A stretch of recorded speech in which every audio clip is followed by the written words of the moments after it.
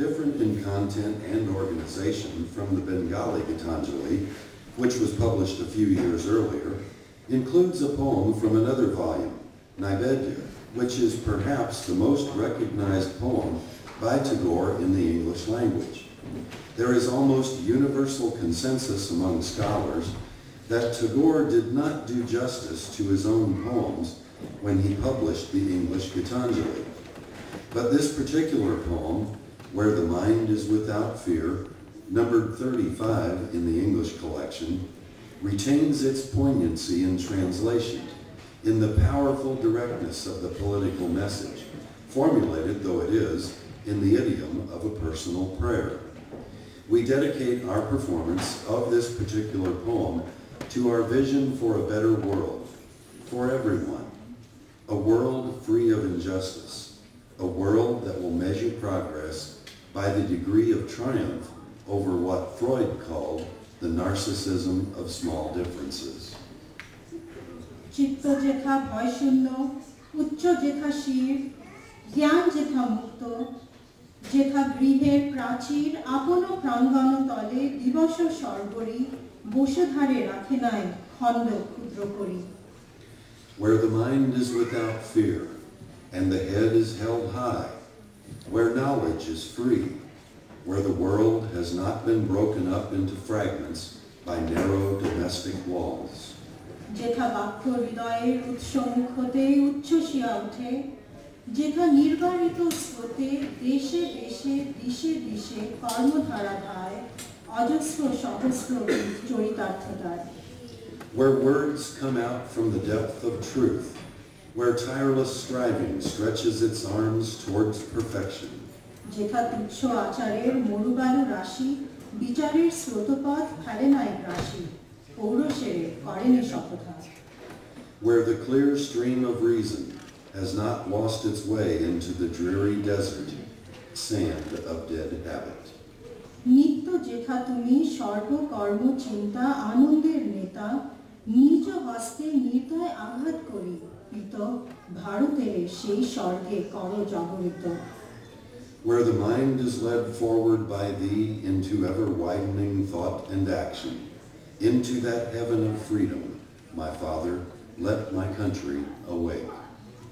The English Gitanjali brought Tagore worldwide fame, but grossly misrepresented his poetic universe to the English readers. For a long time, English readers who knew Tagore only through Gitanjali missed the agitated, dissenting political voice of the poet, who could reflect darkness and despair as passionately as he portrayed beauty, light, and joy. On the last day of the 19th century, he wrote a poem describing a sunset that seemed to him drenched in blood. The last sun of the century sets amidst the blood-red clouds of the west and the whirlwind of hatred. The naked passion of self-love of nations in its drunken delirium of greed is dancing to the clash of steel and the howling verses of vengeance. The hungry self of the nation shall burst in a violence of fury from its own shameless feeding. For it has made the world its food, and licking it, crunching it, and swallowing it in big morsels, it swells and swells till in the midst of its unholy feast descends the sudden heaven, piercing its heart of grossness.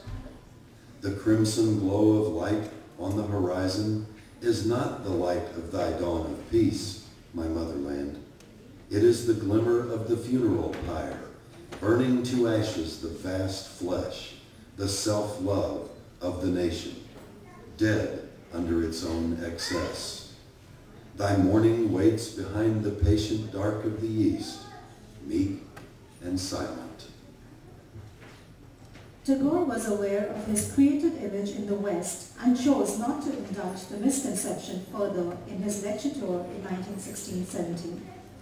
The Great War was on, and Tagore was conscious of the changing nature of manifestations of political and military might.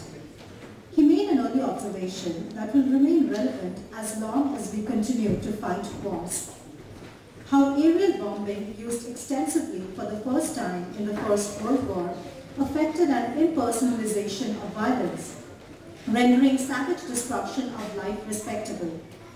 How dropping weapons of destruction from high above on unseen victims was suddenly civilized, as opposed to the barbaric pre-modern combat where the victim's blood had to be washed away from the victor's body. But Tagore refused to pay back the aggressor in his own coin. He would not support new nations rising in the name of gaining power, nations that were imagined into existence by a vocal and powerful minority. And he made it clear in his lectures on nationalism that he delivered in Japan and in various cities in the United States, including Urbana. His characterization of nationalism as a cult in 1916 was not received as constructive criticism anywhere in the world, but he chose to speak his mind and condemned both imperialism and nationalism in unequivocal terms. He spent the last few years of his life agonizing over the rapid depletion of choices for the wretched of the earth. Deeply concerned about the turns that the Second World War was taking, he died before humanity could experience the Holocaust, the atomic bomb, or the bloody partition of the subcontinent. Yet somehow his last birthday address, Crisis in Civilization, anticipates the horrors of the 20th century, but he refuses to submit to despair. As I look around, I see the crumbling ruins of a proud civilization, strewn like a vast heap of futility. And yet I shall not commit the grievous sin of losing faith in man.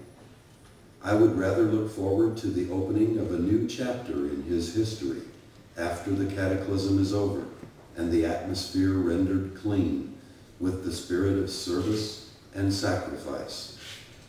Perhaps that dawn will come from this horizon, from the east where the sun rises. A day will come when unvanquished man will retrace his path of conquest despite all barriers,